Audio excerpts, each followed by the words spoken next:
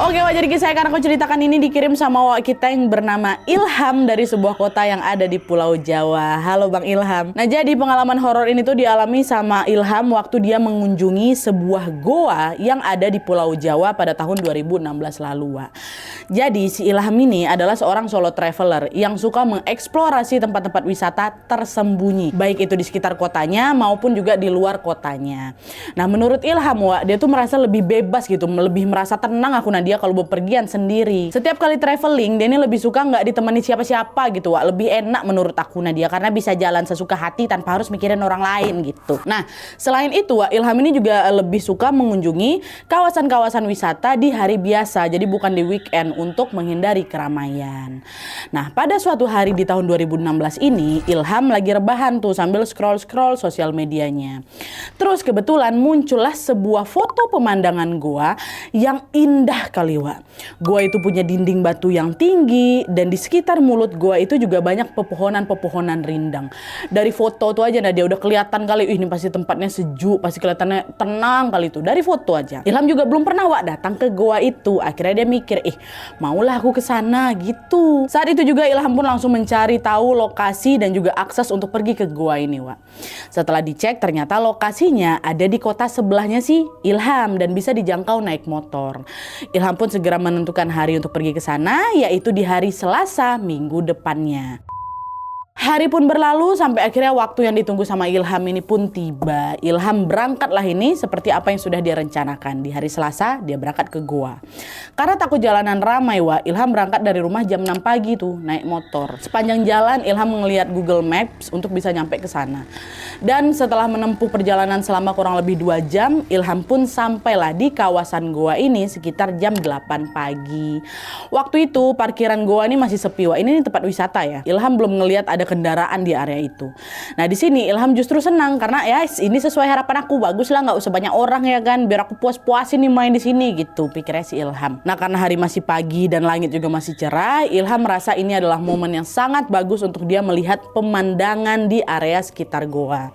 Akhirnya setelah beli tiket masuk, Ilham langsunglah masuk ke kawasan wisata ini, Wak. Dan untuk masuk ke sana ternyata para pengunjung ini harus melalui jalan-jalan setapak yang lumayan curam tuh, Nat, dan panjang gitu. Tapi hal ini biasa buat Ilham karena kan memang dia udah terbiasa sama tantangan kan, Wak, ya. Apalagi di sepanjang jalan ke sana itu Ilham ngeliat pemandangan pegunungan yang indah kali, sejuk kali, dia tenang kali di sana. Dia pun sibuk lah itu sama kamera ya kan, cetas sesekali ngambil gambar. Nah, karena sering berhenti buat ngambil foto, Ilham nggak langsung nyampe ke goanya nih, Wak. Baru sekitar setengah jam berjalan, tiba-tiba langkah Ilham terhenti. Di depan matanya udah lagi nggak ada jalan, Wak. Jalurnya buntu, ketutup sama sebuah bukit yang tingginya kira-kira sekitar 10 meteran lah. Ilham mikir, kok ada bukit di sini? Apa aku salah jalan ya? Gak mungkin kan aku ngedaki bukitnya gitu. Ilham tengoklah kanan kiri kan untuk nyari jalur alternatif, Wak, untuk bisa masuk ke area goa nih tujuan dia. Nggak ada. Sampai akhirnya matanya si Ilham ini nggak sengaja tertuju ke sebuah papan petunjuk wisata yang terpasang memang nggak jauh dari tempat dia berdiri. Nah, papan itu bertuliskan goa berada di atas bukit, kata. Di atas ini rupanya. Bener berarti ini jalannya. Kayak mana cara aku naik? Karena depan mata dia tuh nggak ada tangga bantuan untuk bisa naik ke atas gitu loh, Wak. Kayak mana nih ya, kata gitu. Dia nggak nyerah gitu aja, tapi dia juga ngerasa sayang kalau aku harus balik lagi. Padahal kan udah jauh-jauh datang ke sini ya kan. Apalagi Ilham juga masih penasaran nih sama kondisi goa itu. Ilham pun berusaha nyari cara supaya dia bisa ngelewatin si bukit ini. Nah, dari tempat dia berdiri atau dari bawah, Wak, dia sebenarnya udah lihat ada sebuah pohon besar yang tumbuh di atas bukit. Pohonnya tinggi kali sampai akar-akarnya menjuntai turun ke bawah. Dan beberapa akar ini bisa Ilham raih pakai tangannya gitu. Ilham jadi kepikiran, berarti aku mau manjat ke atas ini sambil pegangan di akar-akar pohon tua ini aja gitu. Nah, dia coba lah nih kan, dia naik bentar, bisa, Wak, rupanya. Tapi bukitnya ini lumayan tinggi, 10 meter kan, Wak. Udah lah, dia naik aja tuh, sat. Beberapa kali si Ilham dia berhenti bentar buat ngambil napas gitu, sakitnya. Alah, capek aku. Dia panjat lagi. Nah, waktu si Ilham ini lagi manjat, Wak, Ilham udah lihat sesuatu. Di sela-sela tanah bukit itu ada banyak kali dupa. Nah, dia dupa sama macam kembang 7 rupa tuh lah. Ada yang masih basah, ada juga yang udah kering kecoklatan. Kok ada ini? Ini nih tempat ritual apa ya? Pikirnya si Ilham. Tapi udah dibiarin aja. Ilham tetap tuh lanjut manjat sampai akhirnya dia berhasil lah sampai di atas bukit. Nah, waktu nyampe di atas bukit ini, Wak, Ilham langsung duduk di bawah si pohon itu. Pohon yang akarnya tadi dia pakai buat manjat ya kan. Dia duduk dulu ambil napas.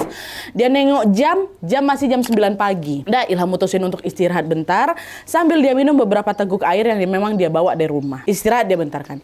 Nah, sambil dia istirahat di situ, mata Ilham ngeliatlah ke atas ke pohon tua tadi. Dari bawah, Wak, baru kelihatan jelas. Nah, dari pas di bawah pohon itu Nadia ya, baru kelihatan jelas pohon tuh. Ih, mak. Besar kali, besar, batangnya tebal-tebal, akarnya juga menjulur kan keluar dari tanah, dan ranting-rantingnya ini Wak pada nyebar tuh, nyebar lebar sampai nutup sebagian langit di atas muka aku. Wih, besar kali, kata dia kayak gitu kan. Awalnya nggak ada apa-apa, Ilham masih tak atur napas dia. Tapi nggak lama Wak, Ilham nih mulai ngerasa ada yang aneh lagi. Entah kenapa dia tuh ngerasa kayak ada yang lagi merhatiin dia tuh Wak, dari atas pohon. Terus kayak ada yang nengok aku gitu kan. Tepatnya di area mana? Di area ranting-ranting pohon, Wak. Aku coba perhatiin lagi ke atas, aku tengok kan. Penasaran dia. Waktu ditengok nggak ada apa-apa, Wak. Nggak ada burung, nggak ada binatang-binatang kecil, nggak ada. Betul-betul nggak ada apa-apa gitu. Padahal Nat ya, biasanya setahu aku, pohon sebesar itu pasti ada aja yang hinggap. Entah sarang burung, entah burung, entah juga tupai apa segala macam ada. Ini nggak ada sama sekali. Sepi, hening si pohon tuh. Ilham udah ngerasa aneh, Wak, di sini. Karena feelingnya udah mulai nggak enak, Ilham pun memutusin untuk udahlah, aku tinggalkanlah pohon ini ya kan. Aku mau lanjut jalan ke goa nih. Nah, pas dia beranjak dari pohon, Wak, Ilham ngomong, "Assalamualaikum, nun sewu, derek langkung," katanya. "Assalamualaikum, permisi numpang lewat," kata si Ilham kayak gitu. Ilham ini macam permisi gitu loh, Wak, sama entah siapa tahu ada yang nempatin itu tempat ya kan. "Permisi dulu Nadia." Terus baru 2 langkah aku jalan, tiba-tiba ada suara sesuatu yang jatuh di belakang aku. Keras sekali Nadia, brak gitu. Tengok langsung ke belakang ya kan, ke arah si pohon tadi, betul-betul dari belakang suara tuh. Nggak ada apa-apa lagi. Jangan cuma itu, daun-daun, ranting-ranting kecil memang udah berseraan dari awal. Suara apa itu? Masa iya ranting-ranting nih jatuh, bunyinya bisa sekencang itu? Gak mungkin lah rasanya. Udah mulai was-was lagi nih. Tapi Ilham coba positive thinking. Paling memang ada batang pohon jatuh di bawah bukit. Entah di mana posisinya, kebetulan kedengeran sampai sini gitu. Positive thinking. Nah, setelah agak tenang, Ilham lanjut lagi balik badan, jalan lagi menuju ke arah goa. Nah, rupanya Wak, jarak dari si pohon tadi ke goa itu udah lumayan dekat. Kira-kira paling 20 langkah aja lah Nadia. Dari pohon tuh aku udah bisa nengok tuh si goa itu. Dah, itu dia goa ya, udah sampai lah ini ibaratnya kan. Nah, beberapa langkah sebelum sampai, udah jalan-jalan. Dari jauh, Ilham lagi-lagi udah bisa ngelihat ada banyak sesajen yang ditaruh di dalam goa tuh, bisa kelihatan. Tapi memang masih kelihatan dari luar. Nah, pas ngelihat ini Ilham langsung berhenti. Kayaknya betul lah ini tempat ritual. Kayaknya nggak seharusnya aku kesini. Apa aku balik aja ya, kata si Ilham, Wak. Tapi setelah dipikir-pikir lagi, dia ngerasa tanggung pula. Soalnya udah depan mata nih ya kan. Paling tinggal beberapa langkah ya udah masuk tuh. Akhirnya Ilham tetap nekat tuh untuk jalan ke goa ini. Nah, pas sudah hampir sampai di bibir goa nih, di depan goa, tiba-tiba kau tahu, badannya Ilham ini lemas. Aku selemas-lemasnya. Nah, dia kepala aku pusing, mataku buram, macam udah nggak ada tenaga lagi. Padahal jarak dari pohon tua tadi ke goa tuh cuman, ya Allah, 20 langkah cuma. Ini rasanya macam ngelebihin perjalanan pertama dari loket tiket. Tiba-tiba secapek itu. Cuman udah, aku tetap positive thinking. Mungkin karena tadi aku habis manjat, jadi badanku masih kaget. Atau mungkin ya udah aku memang lagi datang capeknya sekarang aja gitu loh kan. Akhirnya karena udah sepempoyongan kayak gitu, dia udah nggak ngerasa kuat. Ilham langsung lepas lah ranselnya, dia taruh lah di bawah. Terus Ilham jongkok nih, bukan jongkok, duduk sambil dia nyender ke bebatuan besar yang ada di depan mulut gua tadi. Dia nggak masuk, Wak. Dia masih istirahat dulu lah gitu kan, ibaratnya di depan mulut gua. Mungkin karena kecapean kali, ketiduran si Ilham di situ, Wak. Tidur ya kan? Ini gua nih, tidur. Nah, pas lagi tidur ini, tiba-tiba Ilham ngerasa ada yang nepuk-nepuk pundak aku. Ini waktu masih tidur nih. Gak langsung dibuka matanya. Gak lama, Ilham dengar ada suara laki-laki tua bilang, "Tangi, Tangi, Tangi." 3 kali dia bilang, bangun katanya. Nah, gak lama kebangun aku memang tapi masih setengah sadar, bukan langsung, gak kayak gitu. Kayak itu. Aku coba buka mataku karena dia, tapi pandanganku masih samar-samar ya kan. Nah, waktu aku buka mata ini, yang kulihat di depan aku ada sosok kakek berdiri dia. pakai jubah putih, dia nggak pakai alas kaki, tinggi kali nak, tinggi. Aku sampai gini kepalaku. Nengok si kakek ini saking tingginya, dan tak kenapa waktu aku nengok, makin aku nengok ke atas, makin berat kepalaku. Ilham sampai nggak ngerespon omongan dari si kakek ini, Wak. Yang ada aku pikir aku mimpi, Nan. Akhirnya udah kayak, aduh berat kali. Ketiduran lagi. Belum lama aku pejampin mata tuh, Nadia. Tiba-tiba si kakek ini ngomong lagi. Tangi. Cuman 2 kali, Wak, dibilang tanginya. Kali ini Ilham langsung baru dibuka matanya. Badannya masih lemas, Wak.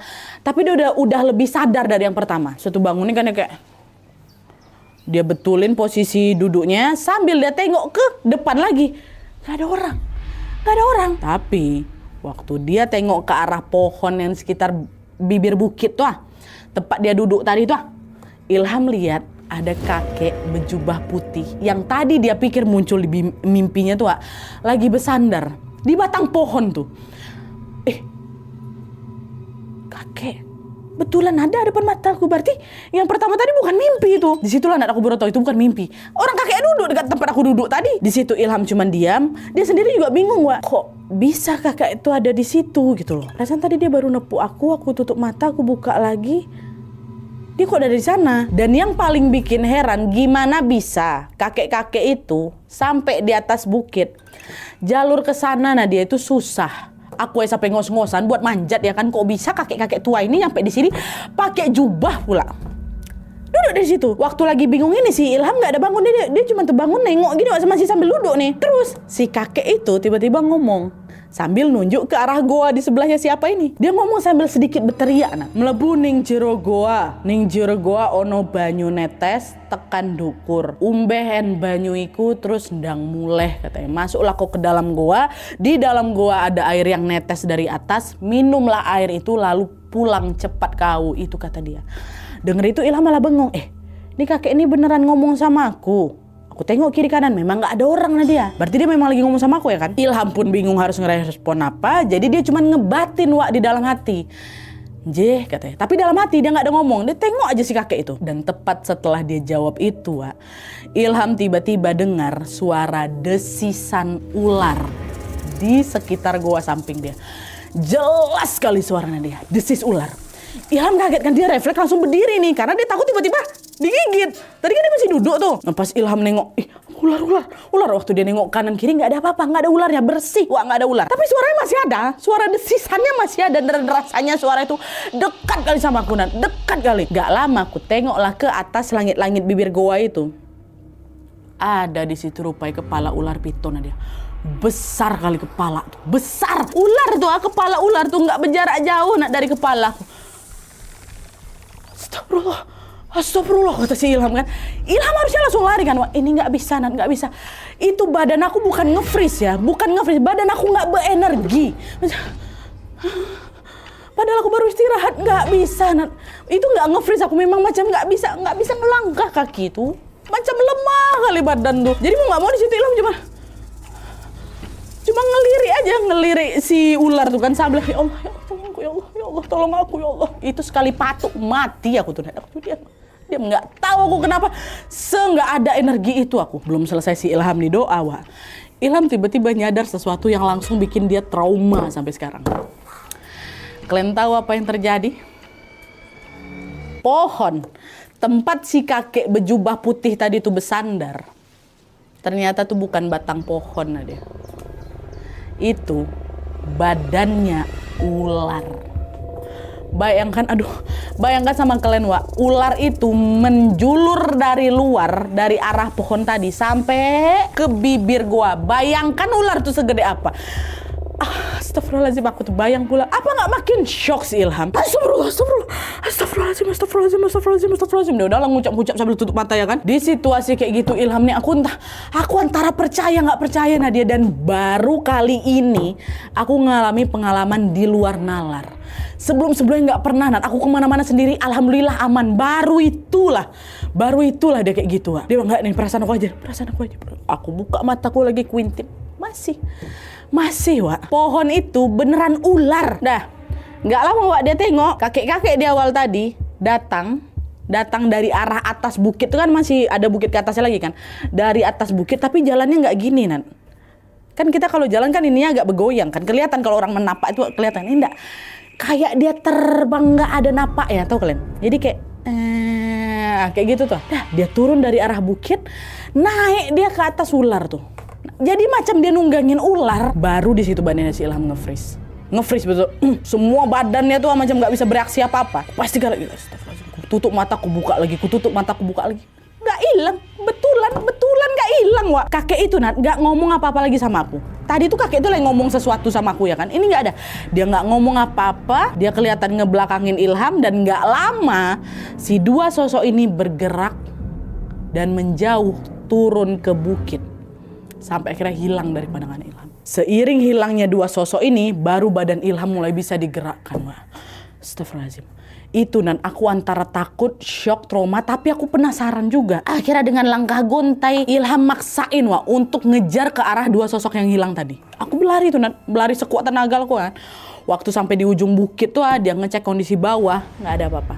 Nggak ada, bahkan kayak kalau ular tuh berjalan kan harusnya kayak daun-daun, rerumputan, ranting-ranting ada di bawahnya kan juga ikut keseret kan. Ini nggak ada, bawah pun nggak ada apa-apa. Di satu sisi aku lega Nadia, karena dua sosok tadi udah nggak kelihatan dan hilang ya kan. Tapi di sisi lain awak masih tersiok sendiri, karena sampai detik itu aku masih nggak ngerti sebenarnya apa yang baru aku tengok tadi. Dan itu kejadiannya cepet loh Nat. Aku buka mata nengok kakek tuh ngomong kayak gitu, aku dengar desisan ular, nggak lama itulah berubah lah si pohon itu jadi ular. Mereka pergi. Dah, apa nih? Kenapa aku bisa kayak gitu? Tapi udah, setidaknya dia sudah hilang ya kan. Waktu si Ilham udah tahu situasi dah agak aman ini, Ilham yang masih shock, yang masih lemas, dia coba balik lagi ke duduk dia di depan goa, dia ambil ranselnya, Wak. Dia udah mau kabur waktu itu. Cuman waktu aku duduk tuh Nat, aku mulai merenung sambil aku mikirin kejadian tadi. Nah di situ aku teringat ucapan si kakek itu. Ilham mikir, ngapa tadi kakek itu nyuruh aku minum air dari goa itu? Apa karena kakek itu tahu kalau aku lagi kecapean terus aku disuruh minum? Atau jangan-jangan dia mau ngasih tahu sesuatu di dalam ini ya kan? Penasaran aku Nat. Penasaran, dan setakut itu aku, tapi aku masih penasaran. Aku cobalah bangun, masuklah aku ke dalam gua. Masih sempoyongan aku tuh jalan.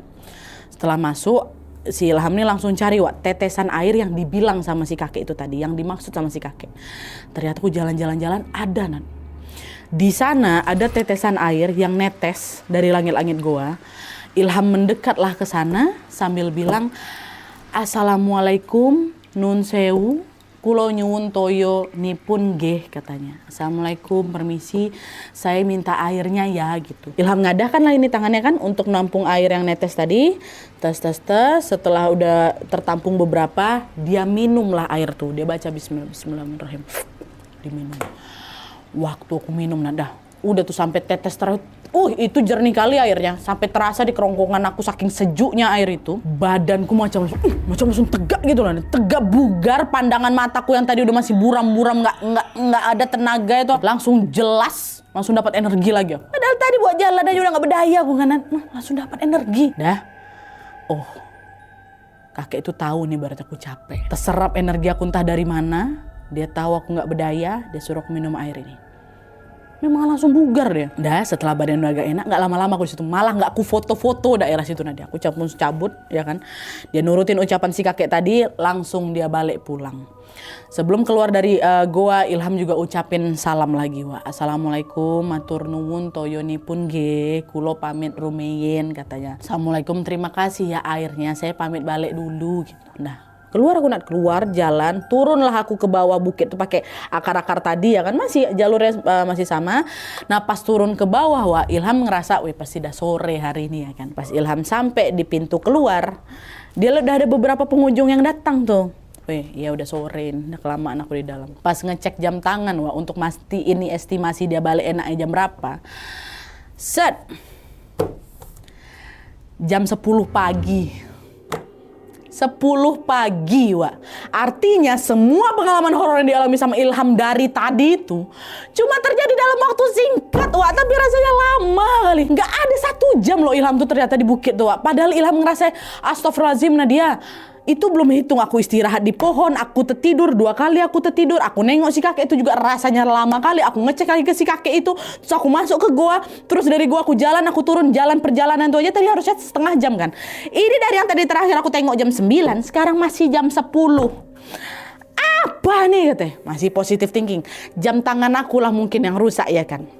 Aku ambil HP, aku cek. Betul, masih jam 10 pagi. Jam HP kan nggak pernah error kan, Wak? Yang betul lah nih. Saking nggak percayanya, Ilham sampai pergi ke warung, ada warung bapak-bapak di situ kan. Dia tanya, Pak, jam berapa sekarang, Pak? Oh, ini masih jam 10 pagi, Mas. Mas mau naik ke goa ya? 10 pagi? Iya. Ngapa, katanya? Saya baru turun loh, Pak, dari goa, katanya. Cepat kali, Mas. Kenapa? Nggak betah ya? Kata si bapak kayak gitu. Waktu dengar bapak yang ngomong, nggak betah ya, langsung, ini kesempatan aku nih untuk nanya-nanya soal si gua itu ya kan. Seolah-olah kan bapak ini tahu sesuatu, nggak betah gua ya di atas. Akhirnya Ilham betulan nanya, Wak. Pertama dia tanya, Pak, kok saya lihat di sekitar gua tuh banyak dupa, Pak ya, banyak sesajen. Oh iya Mas, gua ini memang sering jadiin tempat ritual sama kayak tempat semedi gitulah. Biasanya mereka yang datang ke sini tuh memang lagi punya hajat atau punya keinginan. Bisa tuh Mas bermalam-malam mereka di sini nih Mas gitu, kata si bapak ini. Ilham tanya lagi. Mereka-mereka yang datang ini ada juga Pak, si kakek-kakek jubah putih, kata dia gitu. Kakek jubah putih? Kayaknya nggak ada lah Mas. Lagian gimana pula cara orang berjubah bisa naik ke bukit Mas? Buat sampai sana Mas tahu sendiri kan medannya agak susah ya kan? Dan setahu saya yang udah beberapa tahun saya di sini, udah belasan tahun saya di sini Pak, Mas, belum pernah saya ketemu kakek-kakek yang Mas maksud tadi. Emang Mas di sana lihat apa? Saya sempat lihat Pak, ular. Besar kali ular tuh Pak. Oh biasa itu. Itu kata si bapak, biasa itu. Warga yang sering nyari rumput di sekitar situ Pak, memang sering ditampain ular itu. Saya pernah juga kok nengok ular ya. Sebesar pohon kan badannya. Sering muncul. Udah. Tapi Mas memang kita nggak pernah tahu asalnya si ular itu dari mana. Yang jelas itu bukan ular beneran Mas. Ular jadi-jadian itu. Tapi nggak tahu kami dia siapa, dia datang dari mana, kayak gimana. Tapi kami udah sering nengok dia. Udah biasa aja bapak tuh nengok si ular besar ini rupanya Wak. Oh, nah yang si kakek itu Pak, yang saya lihat kakek tuh nunggangin itu ular. Nah itu dia makanya yang sering kami lihat cuman ular tuh aja Mas. Cuma ya si sosok kakek yang jubah putih itu kami nggak pernah lihat. Kayaknya kamu orang pertama yang ngelihat si kakek itu gitu kasih bapak ini. Oh ya udahlah Pak. Ya Pak saya pesan makan dulu. Belum makan aku kan belum makan siang. Setelah selesai makan, Ilham pun langsung lah pamit pulang ya kan naik motornya. Di sepanjang perjalanan pulang, Wak, sebenarnya aku masih bertanya-tanya, Nadia, ini kenapa ya? Kok bisa ya dalam 1 jam aja dia bisa ngalami banyak kali kejadian. Iya kan, kayak aku bilang tadi, dia ketiduran yang berasa juga udah lama kali. Terus dia ketemu sama sosok kakek jubah putih itu 2 kali pula dia nengok ya kan. Terus dia lihat ular besar sampai nanti dia perjalanan pulang ke loket itu, ke depan itu, ke tempat pintu masuk lah kan. Ngapa kok bisa 1 jam? Padahal aku ngerasa udah lama kali di situ. Dan sampai sekarang pun satu hal yang masih jadi tanda tanya besar aku Nat, itu sosok kakek jubah putih tadi itu sebenarnya siapa? Soalnya warga di sana nggak ada yang tahu kan Wak dia ini siapa. Apa jangan-jangan dia cuma pengunjung biasa yang bisa nengok itu ular, atau dia juga juru kunci goa, atau mungkin dia penunggu tempat itu yang kebetulan menampakkan dirinya dengan wujud si kakek berjubah putih. Ilham sendiri nggak pernah betul-betul tahu jawabannya Wak. Cuman yang jelas sosok kakek berjubah putih tadi mungkin sampai di waktu itu ya cuman nampakin diri ke Ilham aja. Kan si bapak warung juga ngomong kayak gitu. Warga sekitar yang udah bertahun-tahun, belasan tahun, puluhan tahun tinggal di sana, kata si bapak warung belum pernah lihat wujud kakek jubah putih. Kalau ular memang sering mereka lihat, kakek-kakek nggak pernah. Ini Ilham nggak cuma ketemu aja loh, Wak. Diajak ngobrol malah ya kan. Dan kemunculan si kakek ini pun Ilham rasa kayak punya tujuan tertentu gitu Nadia. Seolah-olah sosok ini mau ngebantu Ilham dengan ngasih petunjuk soal air di dalam goa itu. Mungkin karena si kakek itu tahu badannya si Ilham itu yang tadi tuh lah kayak keserap sama energi yang entah apa. Yang kalau Ilham nggak minum itu air, bisa jadi Ilham nggak susah lagi tuh balik ke rumahnya. Wih tapi memang langsung celing mataku Nadia, jernih sejernih itu mataku, badanku langsung bugar. Tapi bisa jadi itu cuma sugesti aku aja sih Nat, karena aku memang lagi capean kali, atau mungkin memang ada hal-hal di dunia ini yang kejadiannya nyata tapi penjelasannya nggak selalu bisa kita temukan, itu kata si Ilham. Walaupun udah ngalamin berbagai kejadian mistis dalam waktu yang singkat tadi, alhamdulillahnya Ilham bisa sampai di rumah dengan selamat. Oke Wak, jadi itu tuh pengalaman horor yang dialami sama Ilham waktu dia sedang mengunjungi goa ini. Menurutku cerita ini cukup unik sih Wak, karena di banyak cerita horor biasanya kan orang yang datang ke suatu tempat lah, apalagi tempat kayak gini ya, justru diganggu atau diteror ya kan. Tapi yang dialami sama Ilham malah sedikit berbeda. Dia malah dibantu nggak sih Wak? Di tengah kondisi dia yang lemes dan hampir nggak berdaya ini justru muncul sosok yang membangunkan dia dan memberikan dia petunjuk untuk minumlah air yang ada di dalam gua itu. Dan yang masih bikin si Ilham nih nggak habis pikir itu tadi, kejadiannya kurang dari 1 jam, udah dipotong sama jam perjalanan dia balik ke sana itu, balik ke pintu wisata. 30 menit lah itu berarti kurang lebih. Mungkin ini juga salah satu bukti slogan Anda segan, kami pun sopan. Ya kan Wak? Karena selama kita dengar cerita tadi, kita tahu kalau setiap Ilham ini mau beranjak dari suatu tempat atau pas dia ngambil air di gua tadi, dia kan selalu bilang salam dan ucapan terima kasih ya kan. Apa dia pergi assalamualaikum, dia masuk assalamualaikum, dia udah dikasih sesuatu makasih kayak gitu. Apalagi dari awal mengunjungi gua juga dia nggak ada niat macam-macam. Makanya mungkin ini juga kenapa sosok kakek tadi malah mau nolong Ilham yang lagi kecapean. Semoga kita juga bisa selalu mendapat perlindungan Allah Subhanahu Wa Taala dari hal-hal jahat juga Wak ya, dimanapun kita berada. Amin ya robbal alamin. Oke Wak, terima kasih Bang Ilham sudah sharing pengalamannya. Kalau kalian juga punya pengalaman pada saat lagi traveling sendirian atau waktu lagi sama teman-temannya, kalian mau berbagi ceritanya ke kami, langsung kirim aja ke kisahhororwawa@gmail.com ya. Oke, Wak, jadi sekian dulu videonya. Terima kasih banyak yang sudah menonton. Kalau kalian suka video ini, klik like-nya. Jangan lupa komen di bawah tidak ada dan saran-saran untuk selanjutnya. Jangan lupa nyalain notifikasi ya supaya kalian tahu kalau upload video baru. And as always, jangan lupa untuk klik tombol subscribe supaya kalian sama-sama tahu informasi menarik dan menegangkan dari channel aku. See you next video, Wak. Bye.